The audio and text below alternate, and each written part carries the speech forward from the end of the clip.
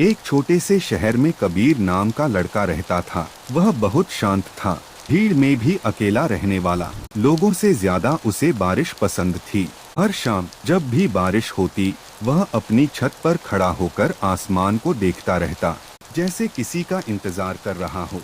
एक अजीब शुरुआत। एक दिन अचानक तेज बारिश शुरू हुई। कबीर छत पर गया, लेकिन उस दिन कुछ अलग था। सामने वाली पुरानी खाली पड़ी हवेली की छत पर एक लड़की खड़ी थी। सफेद सूट, लंबे खुले बाल, और वो भी बारिश में भीग रही थी।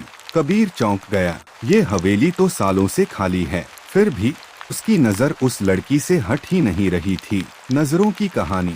अगले दिन फिर वही समय, फिर बारिश, और वो लड़की फिर वहीं खड़ी थी। इस बार उसकी नजर सीधे कबीर से मिली और उसने हल्की सी मुस्कान दी। कबीर का दिल तेज धड़कने लगा। उसे समझ नहीं आया, पर कुछ तो बदल गया था। कागज का राज। कुछ दिनों तक यही चलता रहा, बस नजरें और खामोशी। फिर एक दिन लड़की ने एक कागज का प्लेन बनाकर कबीर की तरफ फेंका। कबीर ने उसे उठाया। उस पर लिखा था, क्या तुम भी बारिश से बातें करते हो? कबीर मुस्कुराया और उसने जवाब लिखा, हाँ, लेकिन आज पहली बार किसी और से भी। बढ़ती नजदीकियां। अब हर दिन कागज के प्लेन उड़ते रहे। धीरे धीरे बातें बढ़ी। नाम पता चला, उसका नाम था मीरा। मीरा को भी बारिश पसंद थी और उसे भी अकेलापन अच्छा लगता था। कबीर अब हर दिन का इंतजार करता था, क्योंकि वो अब अकेला नहीं था। पहली मुलाकात। एक दिन मीरा ने लिखा, क्या हम मिल सकते हैं? कबीर का दिल जोर से धड़कने लगा। अगले दिन